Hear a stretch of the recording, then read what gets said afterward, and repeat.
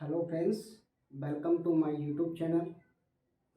तो आज से हम शुरू करने जा रहे हैं उत्तर प्रदेश सामान्य ज्ञान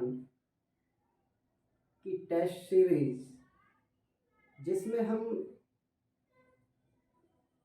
आगामी 14 मई को होने वाली पीसीएस की परीक्षा के तहत हम संभावित प्रश्नों की सीरीज को लेकर के आए हैं। जो भी भाई बहन किसी अन्य स्टेट पीसीएस या RO Uttar Pradesh police SI या किसी भी अन्य प्रकार की वनडे एग्ज़ाम की तैयारी कर रहे हैं, तो उनके लिए ये हमारी जो सामान्य ज्ञान की प्रश्नोत्तरी टेस्ट सीरीज़ है, ये बहुत ही लाभकारी होगी, यानी रामबाण का काम करेगी। तो आप हमारे यदि इस चैनल पर पहली बार विजिट कर रहे हैं तो हमारे चैनल को सब्सक्राइब जरूर करें और साथ ही साथ लाइक और कमेंट जरूर करें। तो चलिए हम अपने टेस्ट सीरीज़ को शुरू करते हैं। और हमारा जो पहला प्रश्न है, प्रश्न संख्या जो हमारी पहली है, ये कह रहा है कि निम्न में कौन क्षेत्रफल के बढ़ते क्रम की दृष्टि से सही है। यानी निम्न में कौन क्षेत्रफल के बढ़ते क्रम की दृष्टि से सही है। आपका पहला ऑप्शन कह रहा है बाराबंकी, गौतम बुद्ध नगर, मिर्ज़ापुर या सोनभद्र। ऑप्शन बी कह रहा है मिर्ज़ापुर, सोनभद्र, बाराबंकी, गौतम बुद्ध नगर। ऑप्शन सी कह रहा है कि गौतम बुद्ध नगर, बाराबंकी, मिर्ज़ापुर या सोनभद्र।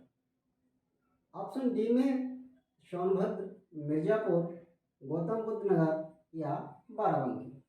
तो आपके सामने इस पहले प्रश्न का जो आंसर होगा वो आंसर सही होगा ऑप्शन नंबर सी, यानी गौतम बुद्ध नगर, बाराबंकी, मिर्ज़ापुर और सोनभद्र।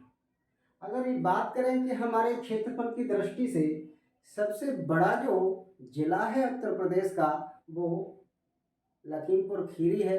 और वहीं अगर बात करें सबसे छोटे जिले की कि क्षेत्रफल की दृष्टि से सबसे छोटा जिला कौन सा है, तो वो हापुड़ है।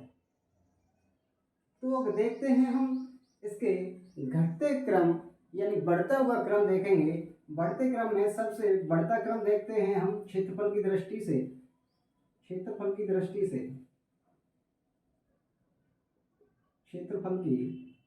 से बढ़ता क्रम यानी हापुड़,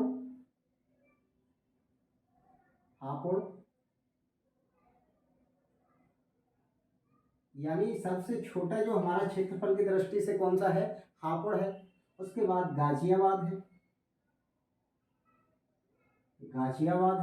हापुड़ है, गाजियाबाद है, भदोई है,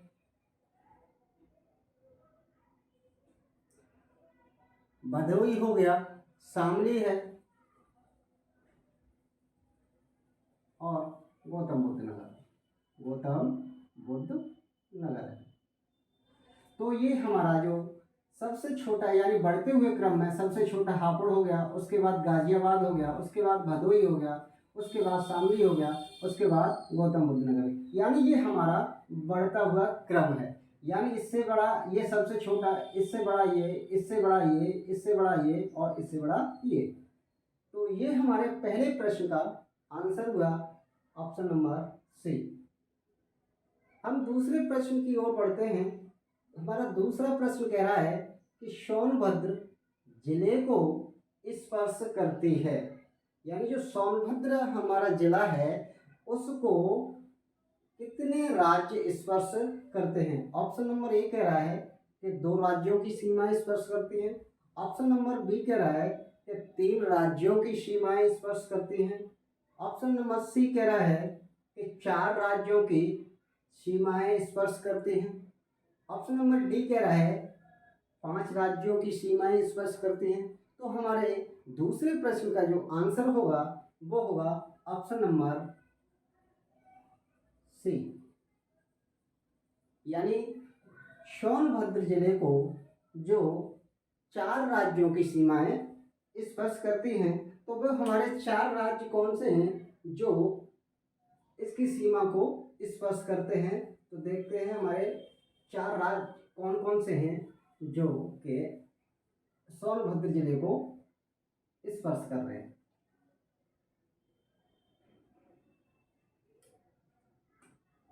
सोनभद्र जिले को, सोनभद्र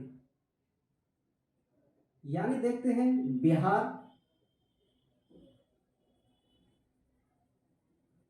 झारखंड, छत्तीसगढ़,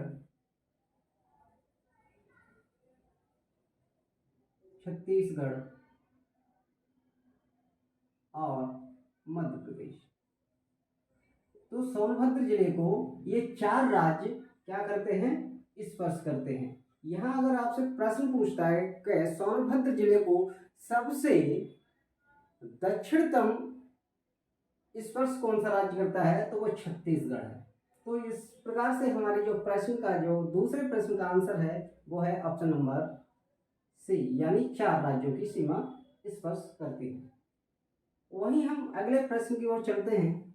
हमारा प्रश्न संख्या 3 कह रहा है कि निम्न जिलों में क्षेत्रफल में सबसे छोटा है। Option number A Varanasi, option number B Jaunpur, option number C Ghazipur, option number D Prayagraj. तो इसमें जो हमारा आंसर होगा ऑप्शन नंबर ए, यानी इन चारों विकल्प में जो क्षेत्रफल की दृष्टि से सबसे छोटा जो जिला है वो कौन सा है, वाराणसी। अगले प्रश्न की तरफ चलते हैं और हमारा प्रश्न संख्या 3 कह रहा है कि निम्न में से किस जिले को अंतरराष्ट्रीय सीमा स्पर्श नहीं करती है, यानी अंतरराष्ट्रीय सीमा जो हमारी स्पर्श नहीं करती है वो कौन सा जिला है। बात कर रहा है अंतरराष्ट्रीय हमारे उत्तर प्रदेश को एक ही जो देश है जो नेपाल है, तो नेपाल को कौन से स्पर्श करेंगे, जिसमें हमारा ऑप्शन नंबर पहला कह रहा है बलरामपुर स्पर्श करती नहीं करती है, या ऑप्शन नंबर बी कह रहा है कि श्रावस्ती स्पर्श नहीं करती है, ऑप्शन नंबर सी कह रहा है कि बस्ती नहीं स्पर्श करती है, या ऑप्शन नंबर डी। तो इसमें से कौन सा ऐसा जिला है जो स्पर्श नहीं करता है, यानी नेपाल को स्पर्श नहीं करता है। तो इसमें जो हमारे प्रश्न का जो आंसर होगा वो ऑप्शन नंबर सी होगा, यानी जो बस्ती है वो हमारा जो अंतरराष्ट्रीय सीमा स्पर्श नहीं बनाता है। तो देखते हैं कि कौन कौन से ऐसे जिले हैं जो नेपाल को स्पर्श करते हैं। तो नेपाल को स्पर्श करने वाले, नेपाल जो हमारा है इसे कौन कौन से जिले स्पर्श करते हैं। तो हम सबसे पहले देखते हैं हमारा पीलीभीत,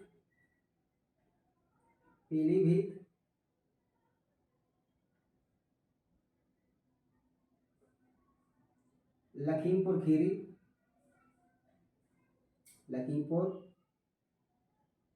खीरी, बहराइच,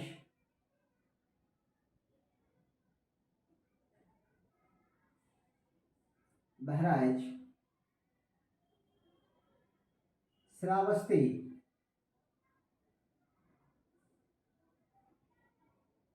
बलरामपुर,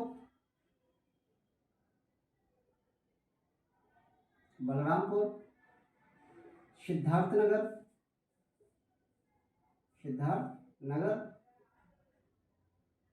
और महाराजगंज।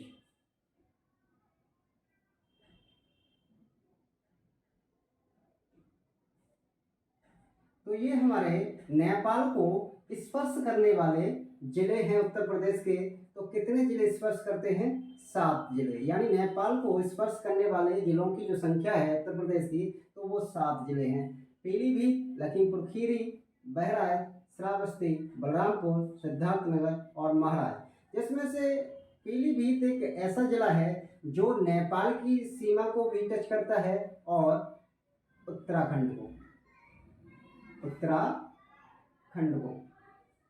ये दोनों राज्यों को स्पर्श करता है।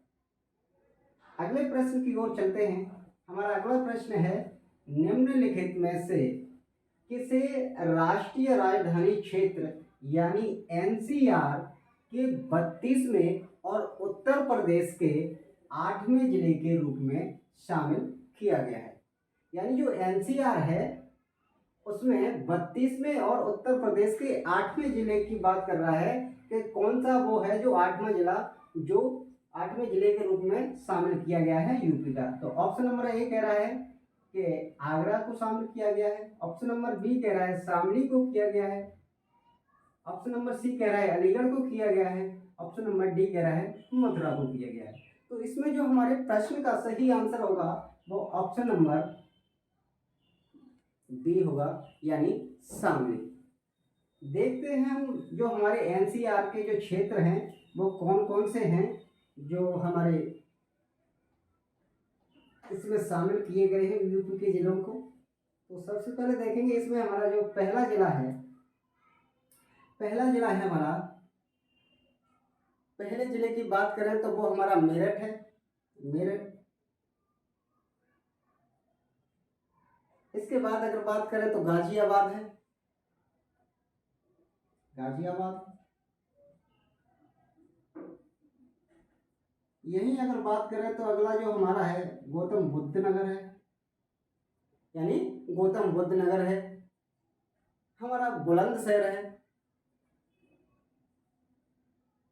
बुलंदशहर है। हापुड़ है।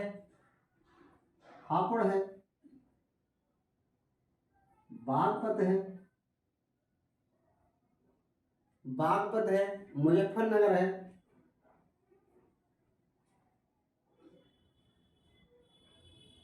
और शामली है। तो हमारा जो 8वां जिला है तो वो कौन सा है? यानी नंबर 1, नंबर 2, नंबर 3, 4, 5, 6, 7 और 8। जो हमारा 8वां जिला है वो है शामली। अगर यही और बात करें कि हमारे 4 जिलों का प्रस्ताव और भेज दिया गया है एनसीआर में शामिल होने के लिए, तो वो 4 जिले कौन से हैं जिन्हें प्रस्ताव भेजा गया है एनसीआर में शामिल होने के लिए? तो वो हमारे 4 जिले हैं मथुरा, अलीगढ़, हाथरस और सहारनपुर। अगले प्रश्न की ओर चलते हैं और अगला प्रश्न हमारा है, निम्न में किस जिले की सीमा नेपाल से लगती है? निम्न में किस जिले की सीमा नेपाल से लगती है? Option number A Ballia, option number B Basti, option number C Maharajganj, option number D Bareilly. तो यहाँ नेपाल से लगने वाली जो सीमा है अभी हमने बताया था, तो वो कौन सा जिला है? इसमें जो हमारा आंसर सही होगा ऑप्शन नंबर सी महाराजगंज। यही अगर बात करें अगले प्रश्न की ओर, तो हमारा अगला प्रश्न है, निम्न में से कौन सा जिला बुंदेलखंड का क्षेत्र है? तो option number A Chandauli, option number B Auraiya, option number C Shamli, option number D Mahoba. तो इसमें जो हमारे प्रश्न का जो आंसर होगा ऑप्शन नंबर डी महोबा। यानी जो बुंदेलखंड के जो क्षेत्र हैं वो कौन सा है? हमारा महोबा। अगले प्रश्न की ओर चलें तो अगला प्रश्न हमारा कहता है कि उत्तर प्रदेश की सीमा भारत के कितने राज्यों से मिलती है? तो ऑप्शन नंबर ए 6 राज्यों से, ऑप्शन नंबर बी 7 राज्यों से, ऑप्शन नंबर सी 8 राज्यों से, ऑप्शन नंबर डी 9 राज्यों से। इसमें हमारे प्रश्न का जो आंसर होगा वो ऑप्शन नंबर डी होगा, यानी 9 राज्यों से। देखते हैं वो 9 राज्य कौन से हैं। तो हमारे जो पहला होगा हमारा हिमाचल प्रदेश, हिमाचल प्रदेश, उत्तराखंड, उत्तराखंड, बिहार, झारखंड, झारखंड, छत्तीसगढ़,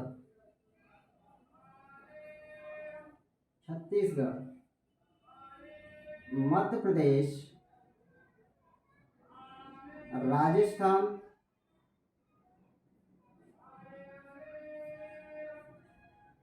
दिल्ली,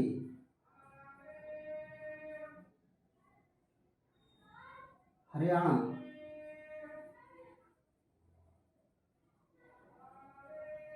हरियाणा। तो ये हमारे जो हैं हिमाचल प्रदेश 1 2 1 2 3 4 5 6 7 8 और 9, ये हमारे 9 राज्य हैं, जिसमें हमारा दिल्ली जो है ये कैसा हमारा राज्य है, केंद्र शासित, केंद्र शासित प्रदेश है। तो ये हमारे भारत के जो राज्य हैं जो उत्तर प्रदेश को टच करते हैं, तो वो कितने राज्य टच करते हैं, सीमा को साझा करते हैं, तो वो 9 राज्यों को सीमा को साझा करते हैं।